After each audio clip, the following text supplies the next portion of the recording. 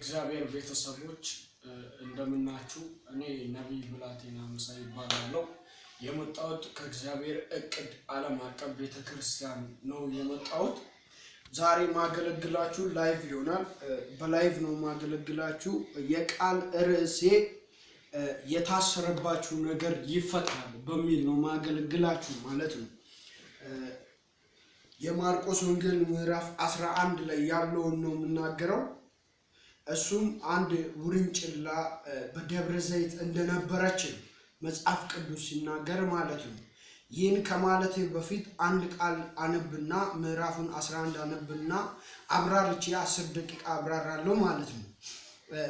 ወደ ኢየሩሳሌምም ከደብረ ዘይት አጠገብ ወዳሉት ወደ ቤተፋጌ ወደ ቢታንያ በቀረበ ጊዜ ከደቀ መዛሙርቱም ሁለቱን ልኮ በፊታችሁ ወዳለችው መንደር ሂዱ፣ ወዲያም ወደ እርሱ ገብታችሁ ከሰው ማንም ገና ያልተቀመጠበት ውርንጭላ ታስሮ ታገኛላችሁ፣ ፈታችሁም አምጡልኝ። ማንም ስለ ምን እንዲህ ታደርጋላችሁ ቢላችሁ ለጌታ ያስፈልገዋል በሏት። ወዲያውኑ ደግሞ ወደዚያም ይሰደዋል አላቸው። ሄዱም ውርንጭላውንም በመንገድ መተላለፊያ በደጅም ውጭ ታስሮ አገኙ። ፈቱትም። በዚያም ከቆሙት አንዳንዶች ውርንጭላውን የምትፈቱት ምን ልታደርጉ ነው አሏቸው። እነርሱም ኢየሱስ እንዳዘዛቸው አላቸው። ተዋቸው። ውርንጭላውንም ወደ ኢየሱስ አመጡ። ልብሳቸውንም በላዩ ጣሉት፣ ተቀመጡበትም። ብዙ ሰዎችም ልብሳቸውን በመንገድ ላይ አነጠፉ። ሌሎችም ከዛፍ ቅጠሎች እየቆረጡ ያነጥፉ ነበር። የሚቀድሙትም የሚከተሉትም ሆሳና በጌታ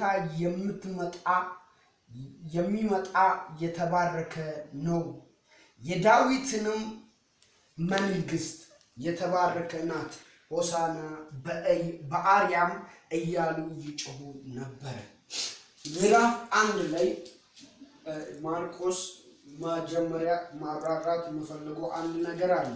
ስለ ማርቆስ ምዕራፍ 1 ላይ ማብራራው ነገር አለ። እሱም ምዕራፍ 1 እንዴት መሰላችሁ? ስለ መጥምቁ ዮሐንስ ይሆናል። መጥምቁ ዮሐንስ ያኔ በምድረ በዳ ላይ እያለ ኢየሱስ ክርስቶስ ከመምጣቱ በፊት ስላስተማረው ትምህርት ይሆናል ማለት ነው። ይህ ትምህርት መንገዴን የሚጠርግ መልእክተኛዬን እልካለሁ ወይም መንገድህን የሚጠርግ መልእክተኛዬን እልካለሁ ስለሚለው ማስተምረው ማለት ነው። ኢየሱስ ከመምጣቱ በፊት መልእክተኛህን እልካለሁ ያለው ለምን መሰላችሁ? አንደኛው ፖይንቱ የሚሆነው የማርቆስ ወንጌልን ምዕራፍ 1 ላይ ሲናገር ስለመጥምቁ ዮሐንስ ነው የሚያወራው። ስለመጥምቁ ዮሐንስ ያወራል እና ማርቆስ በአጠቃላይ ክፍሎቹ 16 ክፍል አለው ማለት ነው። የመጀመሪያው ምዕራፍ 1 ላይ የእግዚአብሔር ልጅ የኢየሱስ ክርስቶስ መጀመሪያ ይላል። የኢየሱስ ክርስቶስ ወንጌል መጀመሪያ እነሆ መንገድን የሚጠርግ መልእክተኛ እልካለሁ፣ በፊትህ እልካለሁ፣ የጌታንም መንገድ አዘጋጁ፣ ጥርጊያውንም አቅኑ እያለ በምድረ በዳ የሚጮህ ድምፅ ይሰማ ነበር ይላል እና ማለት መጥምቁ ዮሐንስ በምድረ በዳ ሳለ የጌታ ድምፅ እንደመጣ ይናገራል። መጥምቁ በምድረ በዳ የሚመገባቸው ምግቦች አንበጣና የበረሃ ማር ይሆናል።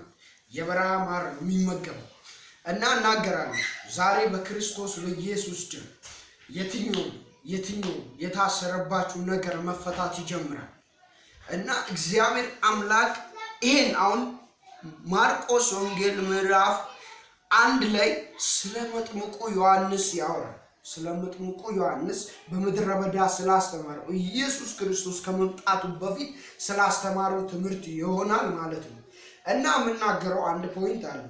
ኢየሱስ ክርስቶስ ለደቀ መዛሙርቱ አንድ ነገር ተናግሮ ነበር።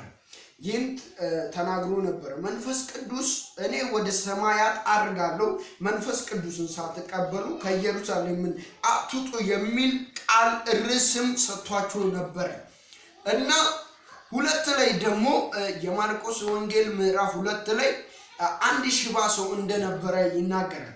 ሽባ ሰው ያ ለዘመናት ሰዎች የማያዩት ሰዎች የማይከታተሉት ማንም ያላየው ማንም ያልዳሰሰው እንኳን ሰዎች ዞር ብለው ያላዩት ሰው ነበር።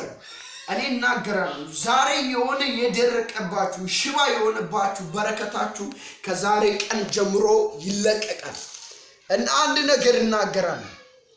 ምዕራፍ 1 ላይ ምዕራፍ 11 ላይ ሲናገር አንድ ውርንጭላ ወይም ኢየሱስ ክርስቶስ ደቀ መዛሙርቱን ወደ ቤተ ፋጌ ሲልካቸው ማንም ውርንጭላው ላይ ያልተቀመጠ ወይም ሰዎች ያልተቀመጡ እና እናገራለሁ ከዛሬ ቀን ጀምሮ የትኛውም የታሰረባችሁ ነገር ከዛሬ ቀን ጀምሮ ይለቀቃል።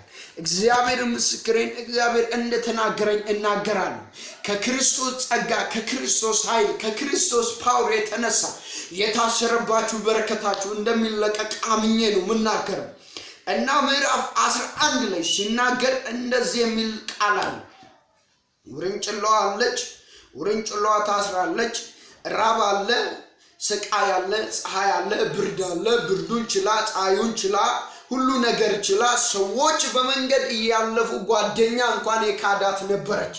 እግዚአብሔር ምስክሬ ጓደኛ ክዶኛል፣ እግዚአብሔር ክዶኛል። ራዳ ሻባላ ዳስ ሲፕራዲያ ላቦ ረደገበ ሰፕራዲያ ላቦ ሰዎች ክዶኛል የምትሉ ከዛሬ ቀን ጀምሮ እግዚአብሔር ነገራችሁን ቀይራሉ ይለኛል እና ይህ ርዕስ ማለት ነው በህይወታችሁ እግዚአብሔር አለኝ። ይህን ርዕስ እጄ ከመምጣቴ በፊት አንድ ነገር ተናግሮኝ ነበር። ይህ ርዕስ ማለት ነው ለብዙዎች ታምራትን ለብዙዎች ፈውስን እንደሚያደርግ አምናለሁ እና ከዛሬ ቀን ጀምሮ በክርስቶስ በኢየሱስ ደም ዳግም እንደገና እናገራለሁ። የታሰረባችሁ የትኛውም ነገር ኢኮኖሚ፣ ቢዝነስ፣ ሴንቸር የትኛውም የምትሄዱበት አገልግሎታችሁ ታስሮባችሁ ወይም የአገልግሎት በሮቻችሁ ታስሮባችሁ ሊሆን ይችላል። ከዛሬ ቀን ጀምሮ እናገራለሁ በጌታ በኢየሱስ ደም የታሰረባችሁ ነገር በጌታ በኢየሱስ ስም የተለቀቀ ይሁን። አሁን እናገራለሁ ሕዝቅኤል ምዕራፍ 37 ላይ ሲናገር የደረቁ አጥንቶች እንዳሉ ይናገራል። የደረቁ አጥንቶች እንዳሉ ይናገራል። እግዚአብሔር ምስክሬ ለሕዝቅኤል እግዚአብሔር ሲናገረው በምድረ በዳ አንድንም ነገር እንደሌላቸው እስትንፋስ እንደሌላቸው ህይወት እንደሌላቸው ምንም የደረቀባቸው ነገር እንደሌለ ይናገራል። ሕዝቅኤልን ትንቢትን ተናገር አሉ። ተንፋሽንም አገባለሁ ቁርበትንም እዘረጋለሁ እንደገና ህይወትን እዘራባቸዋለሁ ብሎ ሲናገር አንድ ነገር ነው ያለው። ህይወትን እግዚአብሔር ሲዘራ አንድ ነገር ብሎ ነው የተናገረው። በምድረ በዳ አዳምንና ሔዋንን ያኔ በገነት ህይወትን እንደዘራ አዳምን ካፈር እንዳበጀ ይናገራል። በስድስተኛም ቀን ሁሉ ነገር ፈጥሮ እግዚአብሔር እንዳለፈ ይናገራል እና እግዚአብሔር ምስክሬን ከዛሬ ቀን ጀምሮ እንደ እግዚአብሔር ብላቴና እንደ እግዚአብሔር አገልጋይ ይናገራል።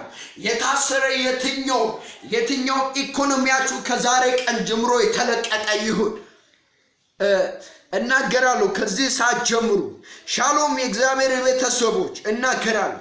ከዚህ ሰዓት ጀምሮ እግዚአብሔር ምስክሬን አንድ ነገር እናገራለሁ። ይህን የምትመለከቱ እናገራለሁ።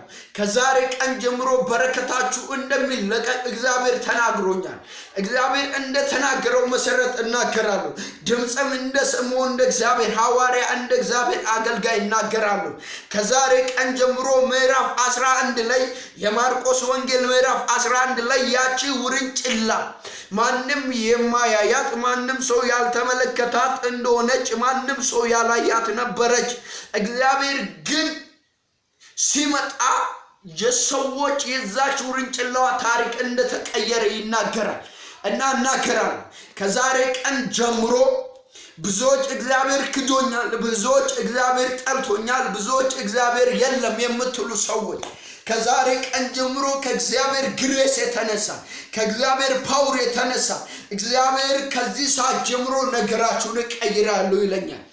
ራዳስ ሰፕራዲያ ላቦስ ከዚህ ሰዓት ጀምሮ አንድ እናት ሆነ አባት ሆነ እህት ወንድም ሆነ በቤት ውስጥ እግዚአብሔር አለኝ የትኛውም ኢኮኖሚያችሁ የታሰረባችሁ ነገር እግዚአብሔር አስለቅቃለሁ አለኝ። ከዚህ ሰዓት ጀምሮ እናገራለሁ። ሐዋርያ ጳውሎስ ሲጽፍ አለ በእስር ቤት ታስሮ ሁሉ ጊዜ አለ መከራን እየተቀበለ ነገ ሊታረድ ሲል ነገ ይታረዳል ብለው ነገ ይሰዋል ወይም ነገ ሊታረድ ተዘጋጅቶ ያለ አንድ ነገር ለሮሜ መልእክትን ሲጽፍ ነበር። ሁሉ ጊዜ በጌታ ደስ ይበላችሁ። ደግሜም እላለሁ ሁሉ ጊዜ በጌታ ደስ ይበላችሁ። እግዚአብሔር ምስክሬ ከዛሬ ቀን ጀምሮ ለብዙዎች ደስታ፣ ለብዙዎች ሰላም፣ ለብዙዎች አውጃለሁ። ዛሬ እግዚአብሔር ይህን ጸሎት እጸልያለሁ። ብዙዎች እንደምትከታተሉ አምናለሁ። ይህን ጸሎት እጸልያለሁ። ከኔ ጋር አብራችሁ እንድጸልዩ እጸልያለሁ። ከዛሬ ቀን ጀምሮ የብዙዎች በረከት፣ የብዙዎች ነገራችሁ፣ የብዙዎች ኢኮኖሚ፣ የብዙዎች አገልግሎት እግዚአብሔር አለኝ ዘንድሮ አስለቅቃለሁ አለኝ። እግዚአብሔር አለኝ ፕራዲያ ላቦራዳ ጋሴ ፕራዲያ ላቦሳፓይ ዊና ዲያ ላቦራዳ ጋሴ ፕራዲያ ቤንዳ ሴባያ ዊና ዲያ ላቦራዳ ጋሴ ቤንዳ ሲላቦራ እግዚአብሔር ምስክሬን እናገራለሁ። ብዙዎች አልጋ ላይ ልተኙ ትችላላችሁ። በበሽታ ያላችሁ፣ በተለያየ ችግር በፈተና ውስጥ ያላችሁ ልትኖሩ ትችላላችሁ። ከዚህ ሰዓት ጀምሮ ነገራችሁ፣ ኢኮኖሚያችሁ፣ በሽታችሁ፣ በዙሪያችሁ ያለው የከበባችሁ የጠላት ሲስተም፣ የጠላት እቅድ ከዙሪያችሁ እንደሚበተን ስለማመን እናገራለሁ። ከዛሬ ቀን ጀምሮ የትኛውም በሽታ፣ የትኛውም ጠላት ያወጀ የትኛውም አዋጅ እግዚአብሔር አለኝ አስለቅቄያለሁ አለኝ። እግዚአብሔር ስም የተባረከ ይሁን። በቀጣይ ሳምንት እንገናኛለን። ሻሎም ሻሎም። የእግዚአብሔር ቤተሰብ ብሩክ ሁኑ።